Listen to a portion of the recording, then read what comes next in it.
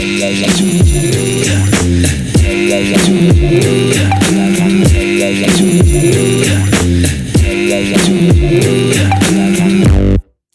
Friends, Jai Hind. Welcome back to वन चला mining mirror. तो इस वीडियो सीरीज में हम लोग बात कर रहे थे कोड्स के बारे में।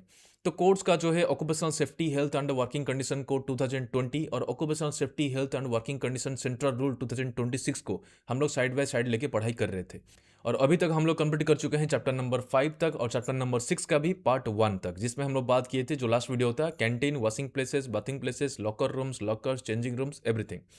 उसके साथ आज हम लोग बात करेंगे उसी वेलफेयर के बारे में जो कि 1952 और 1955 माइंस रूल के तहत हम लोग जानते थे, जिसमें ये सारा चीज़ हम लोग का शामिल था। लेकिन कोड जब से आया है, सेंट्रल रूल जब से आया है, उसमें बहुत सारा चीज़ को चेंज किया है, बहुत सारा एडिशन किया है, बहुत सारा नया नया चीज़ हम लोग को देख को मिला है। लेकिन ऐसा भी नहीं कि पूरा चेंज किया है। बहुत सारा चीज़ जो 1955 रूल में था वो अभी भी है, 1952 एक्ट में था वो भी अभी भी है। तो उसको हम लोग देखेंगे, क्या एडिशन हुआ, क्या चेंजेस हुआ, सब कुछ देखेंगे। तो आज इस वीडियो में हम लोग बात करेंगे उसी चैप्टर नंबर 6 का, जो वेलफेयर प्रोविजंस के बारे में बात करता है, उसका पार्ट नंबर 2, जिसमें हम लोग बात करेंगे मेडिकल एग्जामिनेशन। ये कोड का जो वेलफेयर प्रोविजन वाला जो सेक्शन है, उसी में मेडिकल एग्जामिनेशन एक सिंपल एक लाइन है, उसको दिखाएंगे। लेकिन ये मेडिकल एग्जामिनेशन कितना इंपॉर्टेंट है आप लोग को पता होगा कि भाई initial medical examination, periodical medical examination, अगर कोई अनफिट होता है तो उसका री एग्जामिनेशन, कौन सा फॉर्म है, यहाँ पे फॉर्म्स भी चेंज हुआ है। तो ये बहुत सारा चीज़ उसमें अंदर रहता है। उसको देखेंगे कितना दिन के अंदर नोटिस देना है, कितना दिन के अंदर हम लोग को वेट करना है, कितना दिन के अंदर अपील कर सकते हैं। इस सारा चीज़ हम लोग बात करेंगे इस वीडियो में, ठीक है। तो चलिए उसको बात करेंगे। लेकिन उससे पहले मैं हमेशा बोलता हूँ कि ये जो टेबल है इसको ज़रूर याद रखिएगा। इसमें जितना भी फॉर्म्स अभी तक हम लोग देख चुके हैं, सारा चीज़ को यहाँ पे मैं दे दिया हूँ शॉर्टकटली। उसमें एक फॉर्म 9 यहाँ पे लिखा हुआ है, जो कि मेडिकल सर्टिफिकेट, मेडिकल एग्जामिनेशन का रिलेटेड जो भी ये फॉर्म है। तो ये एक्चुअली चैप्टर नंबर 3 में जब हम लोग बात किए थे, उस टाइम में थोड़ा सा वहाँ पे मेडिकल सर्टिफिकेट या मेडिकल एग्जामिनेशन के बारे में आया था, तो यहाँ पे मैं उसको इंक्लूड कर दिया था। लेकिन मैं वहीं पे बताया था कि मैं इसको लेके अलग से बात करूंगा, क्योंकि बाद में कोड के ऊपर में दिया हुआ है कि मेडिकल एग्जामिनेशन के ऊपर बात करना है, ठीक है। तो उसको हम लोग देखेंगे। और मैं हमेशा आपको हर वीडियो में बोलता हूँ कि हम लोग को यहाँ पे 4 कोड मिला है, 4 और रूल मिला है। कोड जो है वो लगभग हम लोग का इम्प्लीमेंट हुआ है 21 नवंबर 2025 में, और अपना जो रूल्स है वो इम्प्लीमेंट हुआ है मई 8 2026। उसके साथ साथ और भी हम लोग का जो 2 रेगुलेशंस आ रहा है, सीएमआर का 2026 और एमएमआर 2026, वो भी ड्राफ्ट मोड में आ जाएगा। उसके साथ मैं देखिएगा, बोलना चाहूँगा कि ये जो आपका टेबल है इसको ज़रूर याद रखिएगा। इसमें जितना भी हम लोग का कोड अभी इम्प्लीमेंट हुआ है, उसका स्टैट्यूटरी ऑर्डर नंबर यहाँ पे दिया हुआ है, उसका अप्रूव्ड कब डेट हुआ था और कब ये इम्प्लीमेंट हुआ, कब ये फोर्स में आया। मैं हमेशा बोलता हूँ इसको याद रखना बहुत ज़रूरी होता है। उसके साथ साथ हम लोग को जो 4 रूल मिला है, ये 4 रूल का भी यहाँ पे नाम और उसका ऑर्डर नंबर और उसका कौन सा डेट में ये फोर्स में आया। तो ये कॉमन बात है कि कोड जो आया 21 नवंबर 2025 में आया, और जो रूल है वो 8 मई 2026 में आया है। तो अभी अभी लॉन्च हुआ है, इसीलिए मैक्सिमम चांसेस होता है जितना भी आपका डीजेएमएस एग्जामिनेशन है या फिर माइंस का एग्जाम है, उसमें जितना भी क्वेश्चन आएगा डायरेक्ट हिट यहीं से होगा, ठीक है। तो जरूर इसको ध्यान से देखिएगा। बाकी मैं हमेशा आपको बोलता हूं कि जो अपना OSSWC कोड 2020 है, उस वो 13 नंबर ऑफ एक्ट को रिप्लेस किया है, जिसमें अपना माइंस एक्ट 1952 भी शामिल है, ठीक है। उसी के साथ साथ जो अपना सेंट्रल रूल है OSSWC 2026, जो सेंट्रल रूल है वो भी रिप्लेस किया है 15 नंबर रूल्स को, जिसमें हम लोग का इंक्लूडेड है माइंस का mines rules, mines rescue rule, mine vocational training rule, pithead bath rule, mines creche rule. ये सब कुछ यहाँ पे इंक्लूड हो गया है सेंट्रल रूल में। उसके साथ यहाँ पे कॉन्ट्रैक्ट लेबर का सेंट्रल रूल और ईज ऑफ कंप्लेंट्स का एक 2017 में एक सर्कुलर आया था कि जितना फॉर्म्स होता है, रजिस्टर्स जो होता है, उसको भी यहाँ पे चेंज कर चुका है, ठीक है। तो चलिए आज बात करते हैं हम लोग चैप्टर नंबर 6 वेलफेयर प्रोविजंस का पार्ट नंबर 2, जिसमें हम लोग बात करेंगे मेडिकल एग्जामिनेशन को, ठीक है। तो चलिए देखते हैं उसको डायरेक्टली पीडीएफ से। लेकिन उससे पहले आप अगर मेरे चैनल में नए हैं, प्लीज़ सब्सक्राइब मेरे चैनल। अगर आपको वीडियो अच्छा लगता है तो प्लीज़ लाइक करिए, शेयर करिए और कमेंट करना मत भूलिएगा। चलिए शुरू करते हैं। तो ये होता है अपना OSS कोड 2020 का चैप्टर नंबर 6 वेलफेयर प्रोविजंस, जिसमें हम बात किए थे कैंटीन के बारे में, पीटेड बाथ, जो भी अपना फैसिलिटी, जो वॉशिंग फैसिलिटी, बाथ फैसिलिटी, सब कुछ के बारे में बात किए थे यहीं तक, ठीक है। कैंटीन तक बात किए थे, ओके। आज हम लोग बात करेंगे इसका 6 पार्ट, मेडिकल एग्जामिनेशन। क्या बोल रहा है यहाँ पे? In case of mines, medical examination of the employees employed और to be employed in the mines before their employment at specific intervals, ठीक है। तो स्पेसिफिक इंटरवल मतलब कितना फ्रीक्वेंटली हम लोग को मेडिकल एग्जामिनेशन करना चाहिए, और जो एम्प्लॉय होने वाले हैं, मतलब जो इनिशियल मतलब जैसे ज्वाइन करने कोई जाता है उस टाइम में एक मेडिकल एग्जामिनेशन होता है, और एम्प्लॉयड होने के बाद बीच बीच में हम लोग को एग्जामिनेशन करना पड़ता है, जिसको हम लोग पीरियडिक मेडिकल एग्जामिनेशन बोलते हैं। तो उसी के बारे में यहाँ पे बता रहा है, लेकिन ये बस सिंपल एक लाइन देख दिया, लेकिन इसका एक्सप्लेनेशन जो हम लोग देखेंगे, जो कि सेंट्रल रूल में देखने को मिलेगा, वो बहुत बड़ा है। ठीक है, उसको नॉर्मली हम लोग जानते हैं, लेकिन यहाँ पे थोड़ा सा चेंजेस है, उसको जरूर देखेंगे। ठीक है, तो चलिए चलते हैं सेंट्रल रूल में। तो ये हो गया अपना सेंट्रल रूल। इसमें वेलफेयर प्रोविजंस वही चैप्टर नंबर 6 ही होता है। यहाँ पे देखो, यहाँ पे किस फैसिलिटीज और फैसिलिटीज है, इसको हम लोग बात करेंगे, लेकिन आज जो बात करेंगे मेडिकल एग्जामिनेशन का, उसका रिलेटेड जो भी रूल्स है उसको देखते हैं। ये दिया है rule number 60। Medical examination, the employer of every mines का जो एम्प्लॉयर कौन होते हैं, ओनर, एजेंट और manager. Normally owner and agent को ही मैक्सिमम जगह पे प्रीफर किया जाता है, लेकिन ओनर, एजेंट और मैनेजर होते हैं। Shall ensure that medical examination of every employer employed और to be employed in mines including contract labour. Including contract labour, ये यहाँ पे कॉन्ट्रैक्ट लेबर को हाईलाइट क्यों किया है? ये 1955 में डायरेक्ट नहीं लिखा था कि कॉन्ट्रैक्चुअल लेबर, यहाँ पे डायरेक्ट लिखा था वहाँ पे कि जो टेम्पररी या फिर कैजुअल बेसिस में जो काम करते हैं उनका एक कंडीशन दिया था। ठीक है, कि भाई एक महीने में एक साल में 6 महीना उनको काम करना चाहिए मिनिमम। यहाँ पे लेकिन डायरेक्टली बोला है इंक्लूडिंग कॉन्ट्रैक्ट लेबर। ठीक है, तो यहाँ पे देखोगे कोड में या रूल में देखोगे, कॉन्ट्रैक्ट लेबर को लेके बहुत ज़्यादा वहाँ पे फोकस किया है, बहुत प्रायोरिटी दिया है, क्योंकि अभी के टाइम में हम लोग डिपार्टमेंटल जितना काम कर रहे हैं उससे ज़्यादा काम हम लोग कॉन्ट्रैक्चुअली कराते हैं। मैक्सिमम जगह पर देखिएगा, बड़ा बड़ा माइंस खुलता है, वहाँ पे देखो कि हर चीज़ ऑफलोड हो आता है, एक एमडीओ मॉडल में जाते हैं, एक कॉन्ट्रैक्ट को देते हैं, भाई तुम आगे करो। ठीक है, तो इसीलिए यहाँ पे कॉन्ट्रैक्टर अपना पार्ट है, अपना एक सिस्टम का पार्ट होने वाला है या हो चुका है, तो इसको यहाँ पे वो फोकस कर रहा है। ठीक है, तो क्या बात कर रहा है कि एम्प्लॉयर जो होता है, वो जितने लोग वहाँ पे काम करने चाहते हैं, एम्प्लॉयज़ जो वहाँ पे ज्वाइन करने जा रहे हैं या फिर जो ऑलरेडी वहाँ पे काम कर रहे हैं, और जो कॉन्ट्रैक्चुअल वर्कर्स है, उन सभी के लिए वहाँ पे मेडिकल एग्जामिनेशन उनको कराना पड़ेगा, या फिर ये फैसिलिटी देना पड़ेगा किसको? एम्प्लॉयर को। ठीक है, कब देना पड़ेगा? Before commencement of their employment and subsequently every year. तो ये जो बात करें एवरी ईयर, यहाँ पे थोड़ा सा आपको कन्फ्यूजन हो सकता है कि बिफोर कमेंसमेंट समझ में आता है कि जब ज्वाइन करने कोई जाता है तो उनको पहले उसको इनिशियल मेडिकल एग्जामिनेशन करना है। लेकिन जो पीरियडिकल मेडिकल एग्जामिनेशन है, जैसे 1955 में दिया था भाई एवरी 5 ईयर्स में करना है, फिर सर्कुलर में हम लोग का चेंज हो गया कि एवरी 5 ईयर्स तो करना ही है, लेकिन जिसका एज 45 ईयर्स से ज़्यादा है उनको 3 ईयर्स में करना है। उस चीज़ को लेके यहाँ पे कोई क्लैरिटी नहीं दिया। यहाँ पे क्या बोला? Subsequently every year. तो ये जो एवरी ईयर है, इसको लेके वो बोल भी सकता था कि भाई आपको एनुअली सबके लिए करना है, या फिर एनुअली आपको इतना परसेंटेज करना है, जैसे हम लोग सर्कुलर में दिया था कि भाई हर ईयर या एवरी ईयर आपका 20% वहाँ पे लोग होना चाहिए। तो समझ में आता है कि भाई 20% अगर एक साल में होते हैं मेडिकल एग्जामिनेशन, तो ऑब्वियस चीज़ है कि 5 साल में 100% कंप्लीट हो जाएगा। तो समझ में आता है कि 5 साल में हम लोग को क्रिटिकल मेडिकल एग्जामिनेशन करना है। लेकिन यहाँ पे क्या बोला? सब्सिक्वेंटली एवरी ईयर, मतलब जो लोग माइंस में काम कर रहे हैं उनका मेडिकल एग्जामिनेशन एवरी ईयर होना चाहिए। लेकिन यहाँ पे ये चीज़ को हाइड किया है, या फिर यहाँ पे क्लैरिटी ये नहीं आया कितना परसेंटेज करना है, या फिर सभी का करना है। लेकिन अभी अभी के लिए यहाँ पे समझ में आता है कि भाई हर साल करना है, लेकिन हर साल सबका करना है या फिर कुछ परसेंटेज का करना है, वो यहाँ पे क्लैरिटी नहीं दिया। वो यहाँ पे आ जाना चाहिए था, लेकिन यहाँ पे नहीं दिया। फिर भी हम लोग को इसको मान के चलेंगे कि सब्सिक्वेंटली एवरी ईयर हम लोग को करना है, जितने भी लोग वहाँ पे काम कर रहे हैं। ओके, उसके बाद यहाँ पे बोला the contract labour is provided with medical facilities at par of the regular employees. Regular employee जो एक कंपनी में काम करते हैं, उनको जो भी उनको फैसिलिटी मिलता है मेडिकल की तरफ से, सेम फैसिलिटी एट पार, मतलब same type of facility should be provided to the contractual labours, या फिर कॉन्ट्रैक्टर के थ्रू में जो काम करते हैं उनको सारा फैसिलिटी मिलना चाहिए जो एक रेगुलर एम्प्लॉयज को मिलता है। ठीक है, थर्ड में बात किया है in the event of any dispute under the provisions of I this one. ठीक है, मैटर में be prefer to the appellate medical board constituted under this rule. तो ये जो अपीलेट मेडिकल बोर्ड होता है, ये क्या होता है? सबको पता ही होगा कि अगर कोई अनफिट होता है मेडिकल एग्जामिनेशन में, चाहे इनिशियल हो चाहे पीरियडिकल हो, तो उनको अपीलेट बोर्ड में जाके फिर से उनको अपील करना पड़ता है, फिर से और एक बार उनको री मेडिकल एग्जामिनेशन कराया जा सकता है। ठीक है, तो अगर बोलता है बाई चांस अगर कोई डिस्प्यूट आता है जो इनिशियल या मेडिकल एग्जामिनेशन को लेके, तो उसको हम लोग को अपीलेट बोर्ड में जाना पड़ेगा। ये हो गया मेडिकल का रिलेटेड। उसके बाद रेसिडेंस, इसको हम लोग नहीं देखेंगे। जब कॉन्ट्रैक्ट लेबर के बारे में बात करेंगे, उनका फैसिलिटी के बारे में बात करेंगे, उस टाइम में ये वाला आएगा। ठीक है, तो मेडिकल रिलेटेड इतना ही है। ठीक है, अब चलते हैं, एक रूल है जिसका नंबर है 109।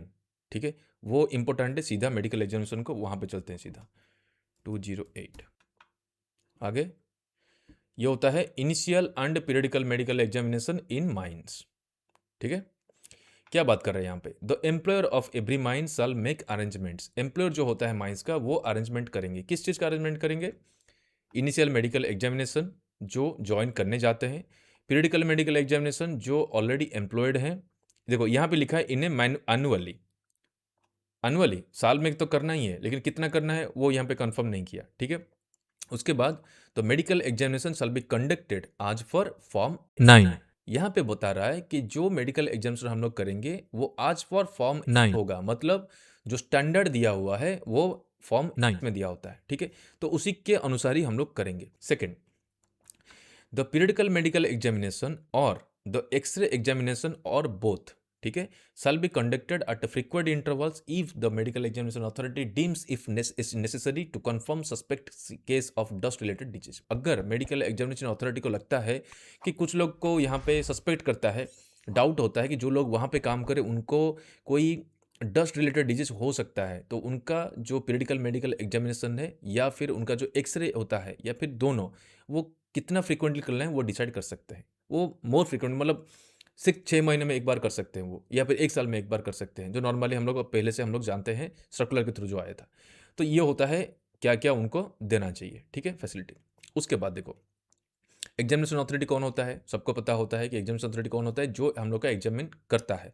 तो कौन होता है, वो होते हैं कि जो एग्जामिनेशन करेंगे अपना मेडिकल का, वो होते हैं कि क्वालिफाइड मेडिकल प्रैक्टिशनर। ये क्वालिफाइड मेडिकल प्रैक्टिशनर जो होते हैं उसको रिक्रूटमेंट कौन करता है, उनका कौन करता है एम्प्लॉयमेंट, उनका एम्प्लॉयमेंट करता है एम्प्लॉयर ऑफ द माइंस। और बहुत सारे एम्प्लॉयर जो आसपास में छोटा छोटा वहाँ पे माइंस है जिसका ग्रुप एक बना हुआ है एम्प्लॉयर का, उनको मिला के भी वो एक कॉमन वहाँ पे फैसिलिटी दे सकते हैं। तो यहाँ पे क्या दिया, ग्रुप ऑफ माइंस, जो एम्प्लॉयर होते हैं ग्रुप ऑफ माइंस का वो कर सकते हैं, या फिर by the any government medical officer, या फिर कोई भी गवर्नमेंट मेडिकल ऑफिसर के द्वारा भी एक क्वालिफाइड मेडिकल प्रैक्टिशनर को यहाँ पे रख सकते हैं एग्जामिन करने के लिए। ये हो गया एग्जामिन अथॉरिटी। कौन होता है, qualified medical practitioner. Okay, simple. उसके बाद देखो जो क्वालिफाइड मेडिकल प्रैक्टिशनर होते हैं जो आएंगे हम लोग का यहाँ पे एग्जामिन करने के लिए, उनको ट्रेनिंग मिलना चाहिए किस चीज़ के बारे में, ऑक्यूपेशनल हेल्थ कोर्स के बारे में। तो ये जो ऑक्यूपेशनल हेल्थ कोर्स है इसमें क्या क्या चीज़ इंक्लूड रहेगा, उसमें रहेगा इंटरनेशनल लेबर ऑर्गेनाइजेशन जो ILO होता है। ये आप देखे होंगे, आपका जो सेफ्टी कॉन्फ्रेंस होता है वहाँ पे डायरेक्ट लिखा होता है वो ILO 796, ILO 706। क्या होता है कि वहाँ पे जो लेबर ऑर्गेनाइजेशन होता है उनको एक लेबर के लिए क्या क्या मेडिकल फैसिलिटी होना चाहिए, या फिर क्या क्या डिजीज उनको होता है, या क्या क्या चीज़ में उनको हम लोग को ध्यान देना चाहिए, उसी वहाँ पे देता है। एक एक उसका निकलता है सर्कुलर, एक नोटिफिकेशन, उसी से अनुसार ही हम लोग को काम करना पड़ता है। ये होता है इंटरनेशनल लेबर ऑर्गेनाइजेशन, ठीक है, नेशनल नहीं है। उसके बाद क्लासिफिकेशन ऑफ चेस्ट रेडियोग्राफ, जो चेस्ट हम लोग जो एक्सरे करते हैं, ठीक है, या फिर जो रेडियोग्राफ हम लोग का होता है चेस्ट में कि भाई कहीं सिलिकोसिस से निमोकोनेसिस से इसको चीज़ को जानने के लिए, उनके ऊपर में भी सेंट्रल गवर्नमेंट के द्वारा दिया होता है बहुत सारा गाइडलाइंस कि किस तरह से फॉलो करना चाहिए, क्या क्या उसका पैरामीटर्स होना चाहिए, कैसे हम लोग को जानकारी होना चाहिए। सिलिकोसिस के लिए कैसे चेस्ट रेडियोग्राफी उसका कितना होना चाहिए, इंटेंसिटी, उसका फोकस कहाँ पे होना चाहिए, उसका पिक्सल्स होता है, जो उसका रिजोल्यूशन होता है वो कैसे होता है, ये सब सेंट्रल गवर्नमेंट हम लोग को देता है। तो उसी का बारे में उनको पता होना चाहिए। तो दो चीज़ें में उनको ट्रेनिंग मिलना चाहिए, एक होता है ऑक्यूपेशनल हेल्थ के रिलेटेड डायरेक्टली इन जो इंटरनेशनल लेबर ऑर्गेनाइजेशन के बारे में जो भी है, plus classification of the radiograph of the chest. Okay, ये हो गया एग्जामिनेशन अथॉरिटी के बारे में। अब चलते हैं मेन चीज, वो होता है notice of medical examination. 1955 mines rule के तहत वहाँ पे क्या था कि भाई आपको जब इनिशियल देते हैं आपको मेडिकल एग्जामिनेशन के लिए नोटिस, वो फॉर्म ए में जाएगा। फिर जब और एक बार आपको देना पड़ता है वो फॉर्म एन में जाएगा। फिर अगर वो जब उसको मेडिकल सर्टिफिकेट इशू करना है वो फॉर्म ओ में आएगा। अगर वो फिर से नहीं आ पाता है फिर से हम लोग जाएंगे और एक बार देने के लिए QRST, इस तरह का वहाँ पे बहुत सारा फॉर्म वहाँ पे दिया हुआ था। वो चीज़ को ये रूल में मेंशन नहीं किया है। ठीक है, यहाँ पे एक बड़ा डिफरेंस मेरे को देखने को मिला। यहाँ पे एक चीज़ बताया है कि आपका स्टैंडर्ड कौन सा फॉर्म में होना चाहिए, फॉर्म IX यहाँ पे है। ठीक है, उसके बाद रिपोर्ट जो मिलेगा वो भी यहाँ पे दिया हुआ है। जब आप री एग्जामिनेशन करने जाते हैं उसका भी स्टैंडर्ड क्या है वो भी दिया है, और री एग्जामिनेशन का जो सर्टिफिकेट होता है वो भी कौन सा फॉर्म में वो भी दिया है। लेकिन जो नोटिस हम लोग देंगे कौन सा फॉर्म में, वो फॉर्म यहाँ पे मेंशन नहीं किया है। यहाँ पे थोड़ा सा इसको छुपा के रखा है। ठीक है, छुपा के मतलब यहाँ पे मेंशन ही नहीं किया है। क्या बोल रहे हैं यहाँ पे, in respect of initial medical examination, initial medical examination के तहत आपको क्या करना है, employer shall give at least 7 days prior notice to the person to be examined. जो लोग ज्वाइन करने जाते हैं, ठीक है, तो उनको एम्प्लॉयर नोटिस देगा, ठीक है, कितना दिन के पहले? आपको 7 days के पहले देना देगा, ठीक है। देखिएगा, मैं आपको इसके ऊपर एक सिंपल सा एक टेबल मैं आपको शेयर कर लूँगा, और टेबल में मैं सब कुछ लिख दिया हूँ, ठीक है। उसको मैं दिखाना चाहूँगा आपको यहाँ पे। ये जो टेबल है, मैं यहाँ पे सब कुछ दे दिया हूँ। Notice of initial medical examination, कौन सा रूल नंबर है, किसके द्वारा, कौन देगा, किसको? एम्प्लॉयर देगा, किसको देगा? पर्सन टू बी एग्जामिन्ड, जो पर्सन को एग्जामिनेशन होना है उसको जाएगा। कितना दिन पहले? एटलीस्ट 7 days प्रायर, 7 दिन पहले। क्या रहेगा इसमें?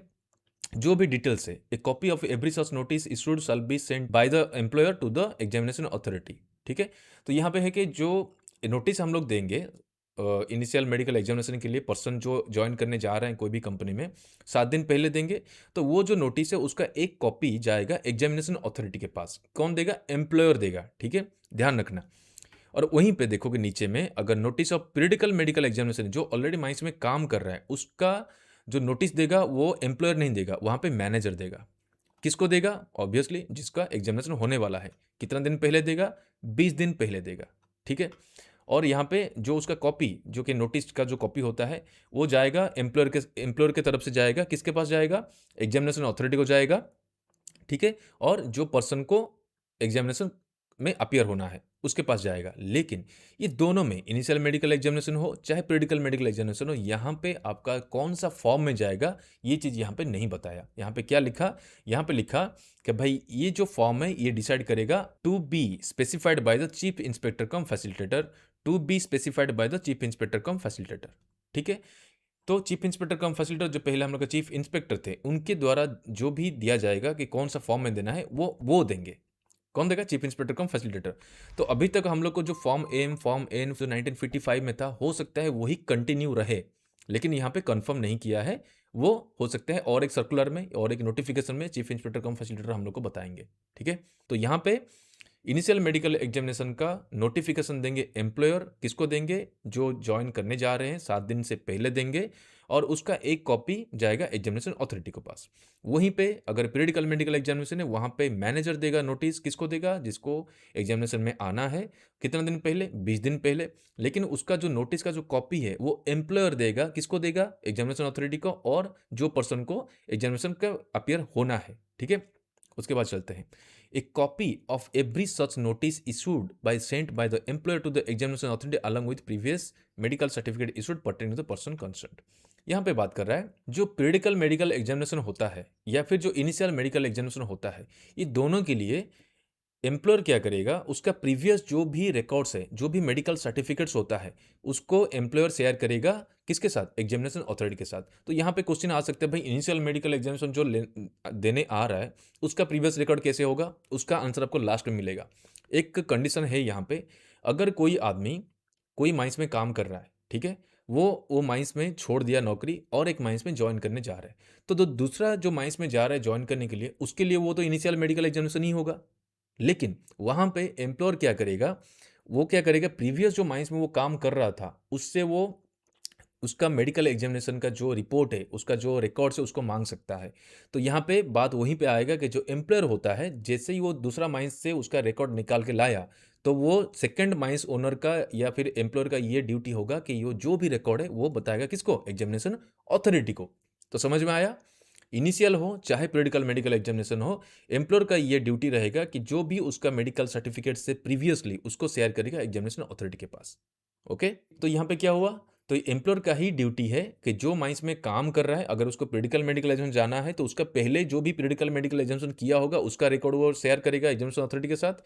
नहीं तो अगर कोई नया ज्वाइन करने वाला है और उसको मेडिकल सर्टिफिकेट और कहीं माइंस से उसको मिलता है, तो उसको भी वो शेयर करेगा एग्जामिनेशन अथॉरिटी को, ठीक है। Okay, next, a person who for any reasonable cause fail to appear. अगर बाई चांस कोई भी कारण की वजह से, लेकिन रीजनेबल, यहाँ पे क्या बोलता है? रीजनेबल मतलब ऐसा नहीं कि कोई भी कारण हो, ऐसा कोई कारण होगा जो कि एक्सेप्ट करेगा मैनेजमेंट या फिर मैनेजर या फिर एम्प्लॉयर कि भाई इसी के चलते वो नहीं आ पाया, ठीक है। तो अगर बाई चांस उस ऐसा कोई कंडीशन है, ऐसा कोई कारण है जिसके चलते वो अपियर नहीं कर पाया वो मेडिकल एग्जामिनेशन, तो उसको और एक सेकेंड चांस यहाँ पे मिलेगा, ठीक है। तो ये जो सेकंड चांस मिलेगा कितने दिन पहले मिलेगा? मिनिमम पीरियड ऑफ 10 डेज, 10 दिन का पहले उसको नोटिफिकेशन जाएगा कि भैया उसको फिर से आप अपीयर करिए यहाँ पे एग्जामिनेशन के लिए। इसी को बोलेंगे हम लोग सेकंड नोटिस। ये कौन सा फॉर्म है, जैसे पहले पहले हम लोग का फॉर्म एन था, वो भी यहाँ पे मेंशन नहीं है। ये भी बात कर रहे हैं यहाँ पे कि भाई चीफ इंस्पेक्टर कम फैसिलिटेटर ही इसको बताएगा कौन सा फॉर्म है। तो उसका नोटिस कौन देगा?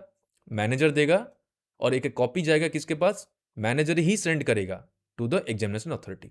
तो इसको अगर हम लोग आपको टेबल पे दिखाते हैं, इजीली यहाँ पे समझ में आता है क्या कि सेकंड नोटिस अगर हम लोग देते हैं किसी को जो कि अपीयर नहीं कर पाया था पहला नोटिस में, तो उसको कौन देगा यहाँ पे नोटिस? मैनेजर देगा। पर्सन जो अपीयर करना चाहिए कितने दिन पहले देगा? 10 दिन पहले देगा।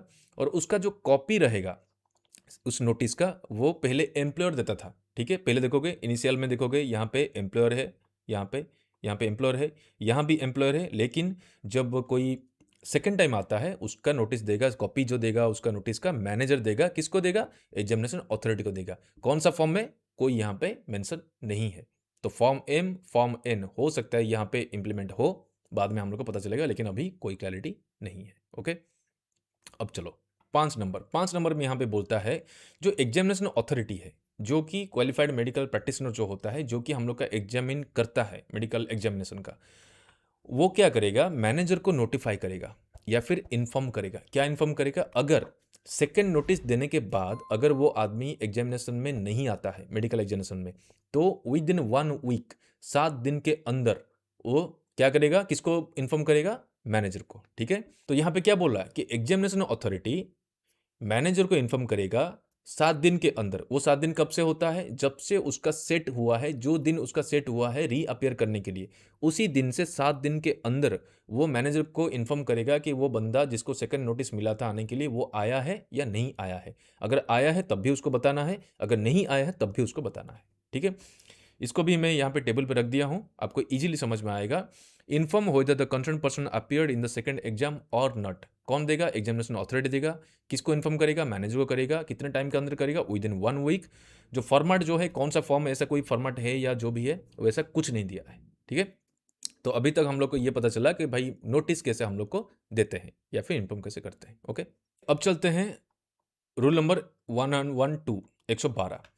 Failure to undergo medical examination. मतलब क्या है कि मेडिकल एग्जामिनेशन में वो अपीयर नहीं कर पाया, वो फेल कर गया, उस दिन नहीं जा पाया, तो क्या होगा? तो यहाँ पे बात करता है कि जो पर्सन को यहाँ पे दिया गया था मेडिकल एग्जामिनेशन में अपीयर करने के लिए, अगर वहाँ पे वो नहीं जा पाता है तो उसको एक शो कॉज लेटर उसको मिलेगा। तो ये शो कॉज लेटर कौन इशू करेगा? मैनेजमेंट इशू करेगा कि भाई आप क्यों नहीं आ पाए, आप कारण बताओ।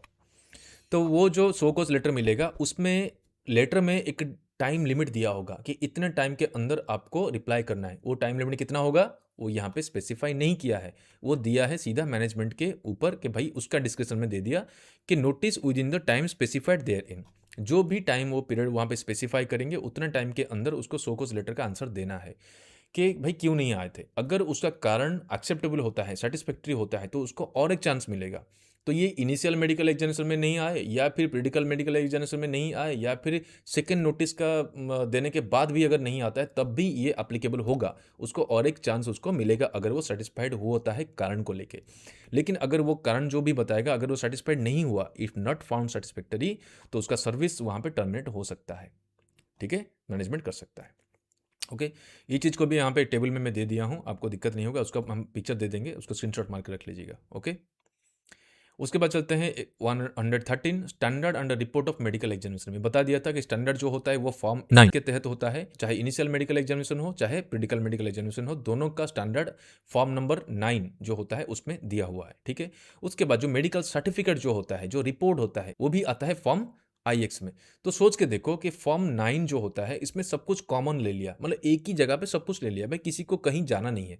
आपका स्टैंडर्ड भी उसी में आएगा, आपका रिपोर्ट भी उसी में आएगा। ठीक है, उसके बाद देखिए जो री एग्जामिनेशन होता है अपीलेट बोर्ड में, वहाँ भी जो स्टैंडर्ड है वो भी इसी के तहत होता है, लेकिन थोड़ा सा वहाँ पे चेंजेस होता है अपीलेट बोर्ड में कि आपका रिपोर्ट जो होता है वहाँ पे वो फॉर्म 10 हो जाता है। ठीक है, उसको बताएंगे। ओके, तो क्या बोला यहाँ पे कि आफ्टर एग्जामिनेशन, एग्जामिनेशन के बाद उसका जो मेडिकल सर्टिफिकेट होता है वो कौन सा फॉर्म में इशू होगा? वो फॉर्म 9 में इशू होगा। ठीक है, कौन इशू करेगा? एग्जामिनेशन अथॉरिटी इशू करेगा। किसको इशू करेगा? वो किसी को इशू करेगा। वहाँ पे 3 पार्ट है। एक हो गया है आपका जो पर्सन होता है जो एग्जामिनेशन में जाके बैठता है उसको मिलेगा, और एक मिलेगा किसको, एम्प्लॉयर को मिलेगा, ठीक है, जो माइंस का एम्प्लॉयर होते हैं। और थर्ड कॉपी किसको मिलेगा, जो एग्जामिनेशन अथॉरिटी जो होता है वो अपने पास रखेगा, ठीक है। तो पहले यहाँ पे बता रहा है जो पर्सन यहाँ पे एग्जामिनेशन में आके बैठता है जिसका सर्टिफिकेट यहाँ पे निकलता है उसको दिया जाएगा एक कॉपी, किसके थ्रू, देखो आइदर इलेक्ट्रॉनिकली और by speed post, either electronically और by speed post, normally electronically ही होता है, डिजिटली। और उसका एक कॉपी जाएगा जो एम्प्लॉयर के पास जाएगा, वो कैसे जाएगा, वो भी जाएगा इलेक्ट्रॉनिकली, ठीक है। और थर्ड जो पार्ट है, थर्ड जो कॉपी है वो रहेगा मेडिकल सर्टिफिकेट का जो कॉपी है वो रहेगा एग्जामिनेशन अथॉरिटी अपने पास रखेगा, ठीक है। उसके बाद 4 नंबर में यहाँ पे बात कर रहा है कि पीरियडिकल मेडिकल एग्जामिनेशन के बारे में अगर हम लोग बात करें, वहाँ पे एग्जामिनेशन अथॉरिटी क्या करेगा, एक बंदा जो भी गया वहाँ पे एग्जामिनेशन देने, उसका जितना भी पहले का रिकॉर्ड होगा पीरियडिकल मेडिकल एग्जामिनेशन का, जितना भी सर्टिफिकेट्स होता है वो एग्जामिनेशन अथॉरिटी शेयर करेगा किसको पास, वो जाएगा मैनेजर के पास, ठीक है। ये चीज़ ध्यान देना, ठीक है। ये क्यों जाता है मैनेजर के पास, इसको देखेंगे हम लोग नेक्स्ट जो रूल है वहाँ पे दिया है, retention and transfer of medical certificate कहाँ पर रहेगा, ये जितना भी सर्टिफिकेट्स वगैरह हम लोग देता है एग्जामिनेशन अथॉरिटी वो किसके पास रहता है, ऑब्वियस चीज़ हम लोग जानते हैं मैनेजर के पास रहता है, लेकिन थोड़ा सा यहाँ पे चेंजेस है बताऊंगा। तो यहाँ पे क्या हुआ कि स्टैंडर्ड जो होता है फॉर्म 9 में हो जाएगा, और उसका सर्टिफिकेट मिलेगा वो भी फॉर्म 9 में मिलेगा। और एग्जामिनेशन अथॉरिटी किसको देगा, 3 कॉपी देगा, एक देगा जो पर्सन जाता है एग्जामिनेशन अपियर करने उसको, सेकंड कॉपी जाएगा उसका एम्प्लॉयर को माइंस का, और थर्ड कॉपी जाएगा अपने पास रखेगा वो। और जितना भी पुराना जितना भी पीरियडिकल मेडिकल एग्जामिनेशन का जितना भी सर्टिफिकेट्स होगा वो जगह किसके पास, मैनेजर के पास जाएगा, ठीक है।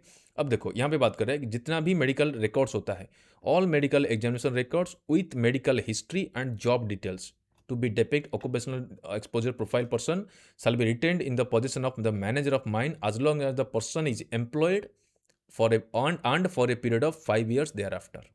ये चीज़ क्या दिया कि जितना भी हम लोग का मेडिकल सर्टिफिकेट मेडिकल एग्जामिनेशन होता है कोई भी बंदा का, ठीक है, उसका जितना मेडिकल हिस्ट्री है या फिर जो भी उसका जॉब डिटेल्स है, कहाँ पे काम कर रहा है, कौन सा सेक्शन में काम कर रहा है, जितना भी उसका हिस्ट्री है जो भी उसका डिटेल्स है वो सब कुछ रहेगा किसके पास, मैनेजर के पास रहेगा, ठीक है।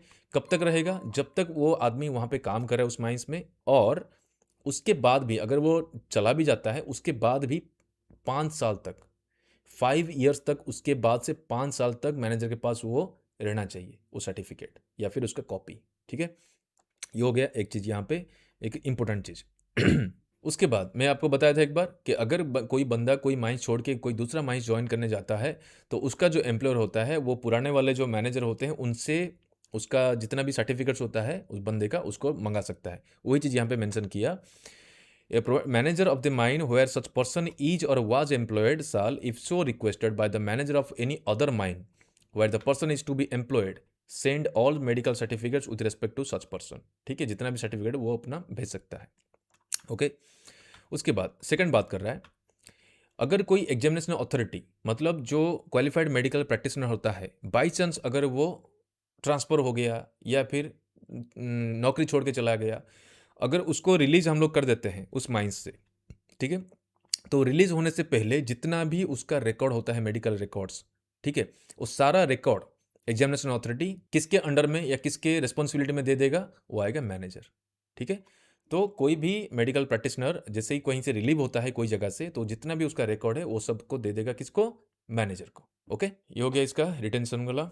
उसके बाद चलते हैं 15 number, identity of the candidate. Candidate का आइडेंटिटी क्या होता है कि examination authority shell record the Aadhaar number after obtaining the consent and signature of every candidate appearing before it for medical examination on the copies of the medical certificate। Medical certificate जो होता है उसमें sign करने के बाद आपका आधार number वो record रखेगा, ठीक है। ये हो गया सिंपल उसका आइडेंटिटी।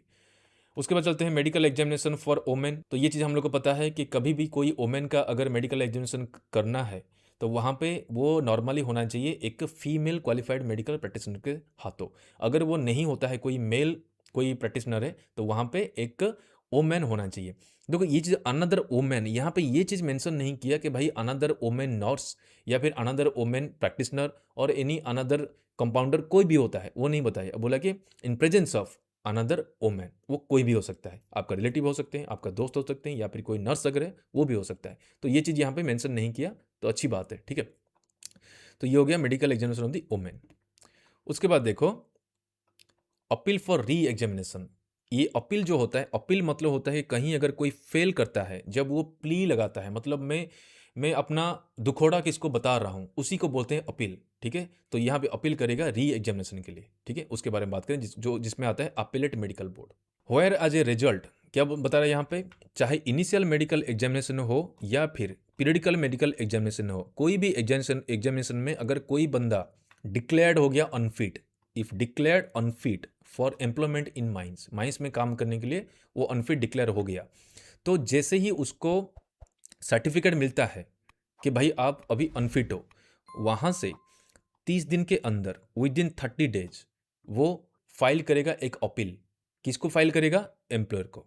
किसके बारे में बात करेगा? Against the declaration of the aforesaid, जो डिक्लेयर किया गया है अनफिट, उसके अगेंस्ट में वो अपील फाइल करेगा एम्प्लॉयर को। किसके लिए? For a request for medical re examination by an appellate medical board, ठीक है? तो एक बार अगर कोई अनफिट डिक्लेयर हो गया तो उसको फिर से खुद को साबित करने के लिए कि मैं फिट हूँ, तो 30 दिन के अंदर जैसे ही उसको सर्टिफिकेट मिलता है अनफिट का, उसके बाद 30 दिन के अंदर उसको अपील करना पड़ेगा एम्प्लॉयर के पास। किसके लिए? कि भाई मेरे को और एक चांस मिलना चाहिए, मेरे को और एक मौका दीजिए मेडिकल री एग्जामिनेशन का, by an appellate medical board. Appellate medical board के द्वारा एग्जामिनेशन करने के लिए वो अपील करेगा, ठीक है?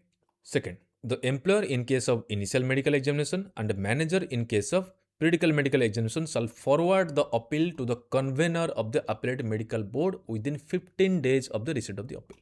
यहाँ पे क्या बोले, ये बहुत अच्छा चेंजेस यहाँ पे किया है। ये पर्टिकुलर सेम टाइप का हम लोग देख रहे थे एक रजिस्ट्रेशन वाला में था, ठीक है? इनिशियल मेडिकल एग्जामिनेशन में जो अनफिट डिक्लेयर हुआ है, अगर वो अपियर करता है या फिर वो रिक्वेस्ट करता है अपीलेट मेडिकल बोर्ड के लिए, एम्प्लॉयर वहाँ पे करेगा। अगर पीरियडिकल मेडिकल एग्जामिनेशन में कोई अनफिट डिक्लेयर होता है तो उसका काम मैनेजर करेगा। क्या करेगा? चाहे एम्प्लॉयर हो चाहे मैनेजर हो, वो जो रिसीव किए हैं अपील, 15 दिन के अंदर उस अपील को वो फॉरवर्ड करेंगे किसको? Convener of appellate medical board. जो अपीलेट मेडिकल बोर्ड होता है उसका कन्वेनर, जो कोऑर्डिनेटर होते हैं, उनको फॉरवर्ड करेंगे, ठीक है? समझ में आ रहा है? उसके बाद देखो, the convener of appellate medical board shall give at least 15 days prior notice to the owner, agent and or manager and the appellant for re-examination। appellate medical board को जैसे ही रिसीव होता है वो फॉरवर्डेड वाला फॉर्म या forwarded वाला appeal, किसका forward किया हुआ, चाहे एम्प्लॉयर का हो चाहे मैनेजर का हो, तो जैसे ही फॉरवर्ड होता हुआ मेल या फॉरवर्ड किया हुआ अपील जैसे ही रिसीव होता है अपीलेट मेडिकल बोर्ड के पास, तो वहाँ पे जो कन्वेनर होता है वो 15 दिन पहले एक नोटिफिकेशन देगा या 15 दिन पहले एक नोटिस देगा। किसको देगा? ओनर, एजेंट और मैनेजर एंड द अपीलेंट जो अप्लाई किया है, कि भैया आपका री एग्जामिनेशन होगा, इस दिन होगा, यहाँ पे होगा, इसी टाइम में होगा, तो अपना बताएगा। तो समझ में आ रहा है पूरा क्रोनोलॉजी, कि पहले कोई अनफिट डिक्लेयर हुआ, 30 दिन के अंदर वो अप्लाई करेगा एम्प्लॉयर को, ओके?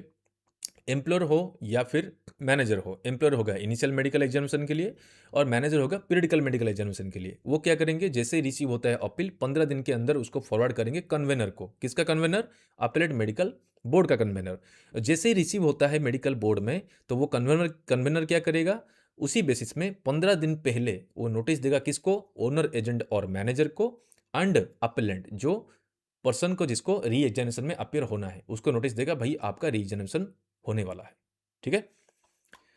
ओके, उसके बाद चले, a person who for any reasonable cause fails to appear for medical re examination shall be given another notice at least 7 days in advance.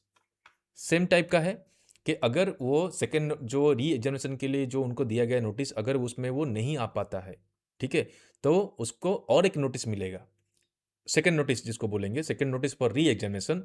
वो जो नोटिस जाएगा वो जाएगा 7 दिन पहले, ठीक है, कि 7 दिन पहले हो जाएगा आपका री एग्जामिनेशन इस दिन होने वाला है। अगर इसको हम लोग नॉर्मल जो एग्जामिनेशन होता है उसमें देखते हैं कि सेकेंड चांस जो मिलता है वो कितना दिन था? वो था 10 दिन, ठीक है? और री एग्जामिनेशन में कितना टाइम दिया यहाँ पे? 7 days, ठीक है?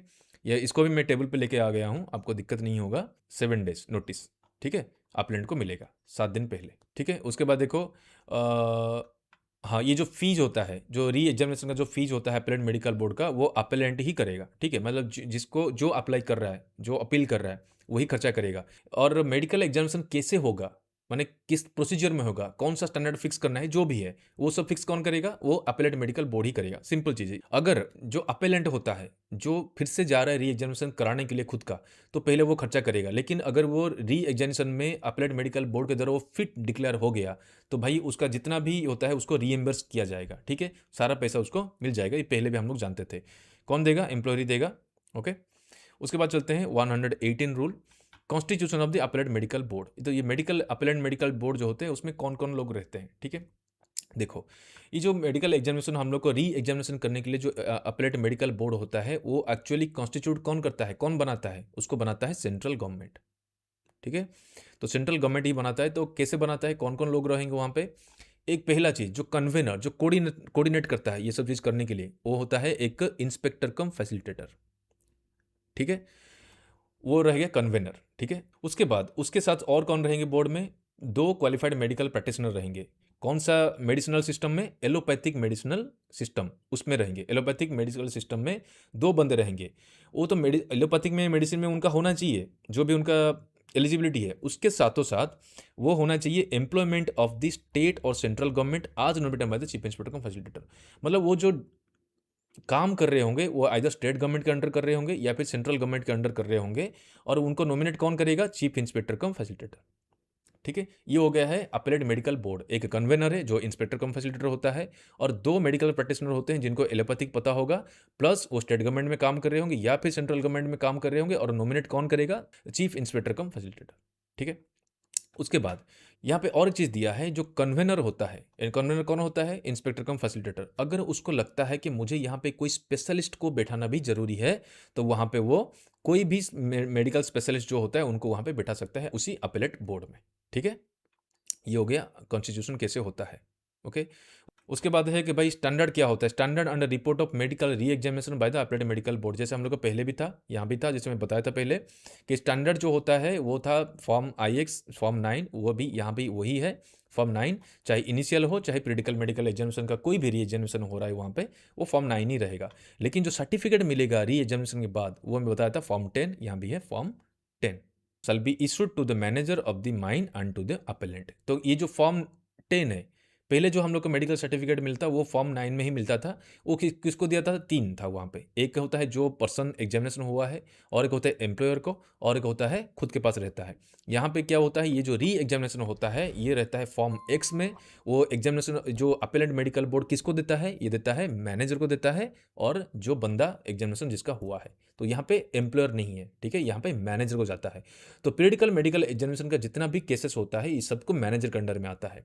तो यहाँ पे मैनेजर को इश्यू होगा, और एक जाएगा अपेलेंट को जाएगा। ठीक है, और एक थर्ड कॉपी जो होता है वो रहेगा मेडिकल सर्टिफिकेट अपने पास रखेगा कौन? कन्वेनर रहेगा। जो इंस्पेक्टर कम फैसिलिटेटर जो होता है अपेलेट मेडिकल बोर्ड का जो कन्वेनर होता है वो उसके पास रखेगा।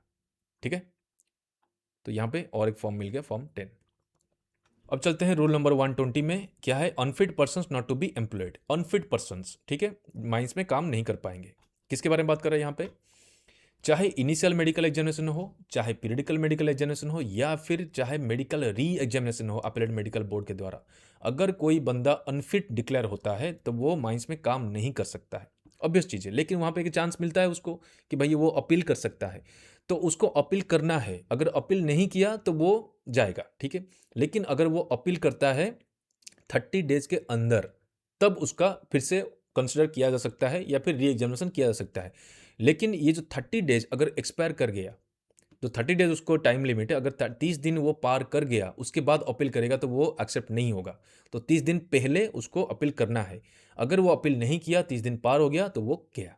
ठीक है, उसके बाद यहाँ पे दिया provided that if the qualified medical practitioner carrying out the initial medical examination और द क्रिटिकल मेडिकल एग्जामिनेशन और the appellate medical board carrying out the medical re examination in the opinion that the disability of the person examined is of such nature and degree that it will not seriously affect or interfere with the normal discharge of their duties, it may recommend their continuation of the employment in mind for a period not exceeding 6 months। ये होता है important. यहाँ पे बात कर रहा है, अगर कोई क्वालिफाइड मेडिकल प्रैक्टिशनर को ये लगता है कि कोई भी बंदा जो चाहे इनिशियल मेडिकल एग्जामिनेशन में से हो, चाहे पीरियडिकल मेडिकल एग्जामिनेशन से हो, या फिर री एग्जामिनेशन जो अपीलेट मेडिकल बोर्ड से हो, अगर उसको ये लगता है कि ये बंदा का जो भी डिफेक्ट है, वो डिफेक्ट जो होता है उसको नॉर्मल काम करने से नहीं रोकेगा, तो वो उसको परमिशन दे सकता है काम करने के लिए, लेकिन उसका लिमिटेशन रहेगा कितना, 6 महीना, कि 6 महीने तक वो माइंस में नॉर्मल काम कर सकता है, लेकिन उसी 6 महीने में उसको खुद को